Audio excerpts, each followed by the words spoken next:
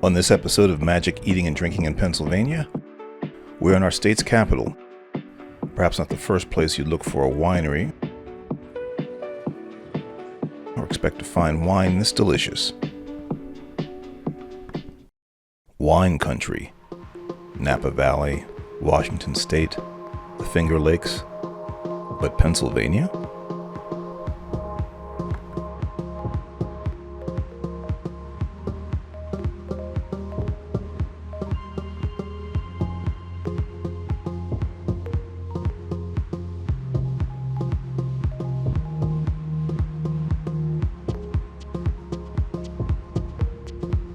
Recently, I found myself on the road, visiting family and friends in my old hometown of Harrisburg.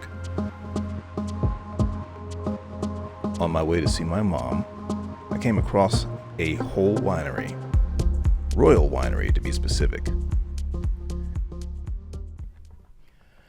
It turns out the current owners purchased the winery and space that was recently held by Springgate Winery and Brewery.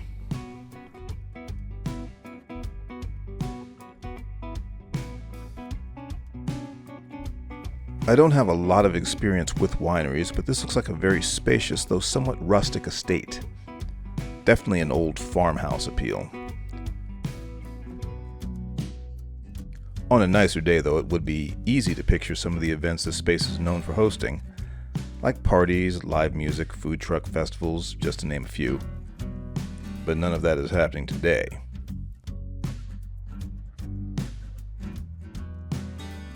Let's go inside and get some wine.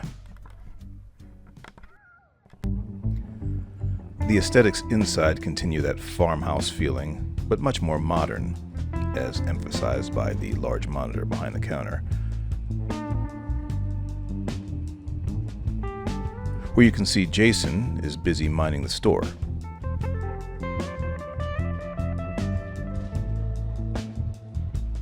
Since this was my first time in, I don't know how much of this survived from the Springgate era, but I do know that the current owners are in the process of doing some rebranding and refurbishing.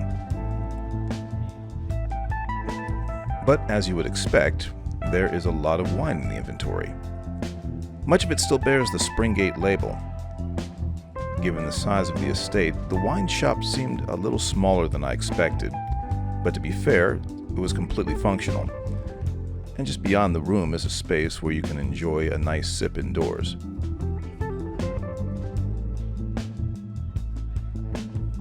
My first impression is they seem to do a lot of business, and the prices were very reasonable. Yeah. You guys been here long? So the property has been here for a number of years. This Royal Winery just opened in June of this year. Before that, it was Springgate Vineyard and Brewery. The old owners sold off the licensing and the business to another family. Okay. They're revamping and refreshing the entire business. Where's the wine sourced from? Most of it, or I wouldn't say most of it, some of it is sourced from across the way. We actually have our own functioning vineyard across. Okay. But we do also ship in some of our wine, or some of our grapes from like the Great Lakes and those wine growing regions like the Napa Valley. There are some grapes that some wines we produce that grapes don't naturally or efficiently grow in the Pennsylvania climate. Right, I know that's tricky. They've also got beer, and from the looks of the menu, some nice varieties like this coffee porter or hazy IPA. And heck, everyone's got a pumpkin beer these days. But I wanted wine, though nothing too bougie.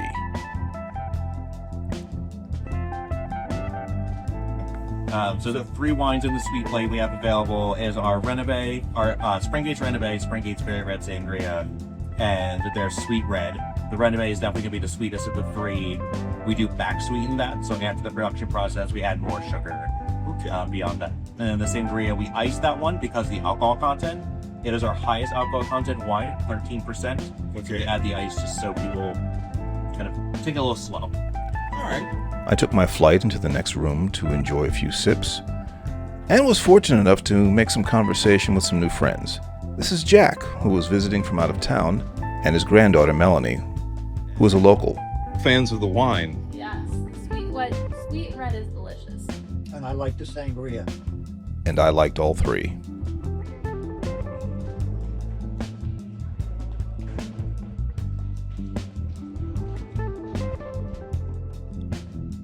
sangria is good. Nice, fruity, not too sweet. Although, he said it's strong.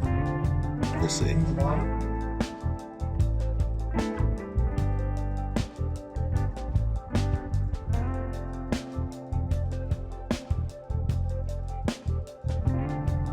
That's very sweet.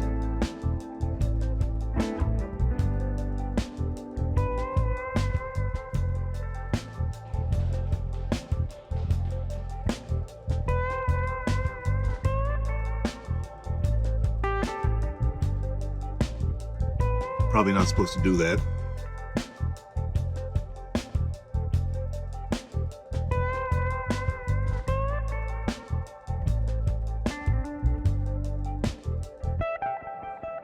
All three of these are really good wine. I am surprised how good these wines are.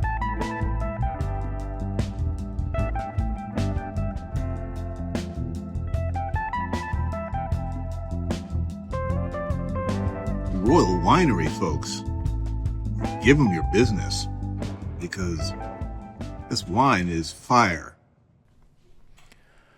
Next time you find yourself in Harrisburg and you have a taste for some wine, check out Royal Winery. You can visit their website for more information.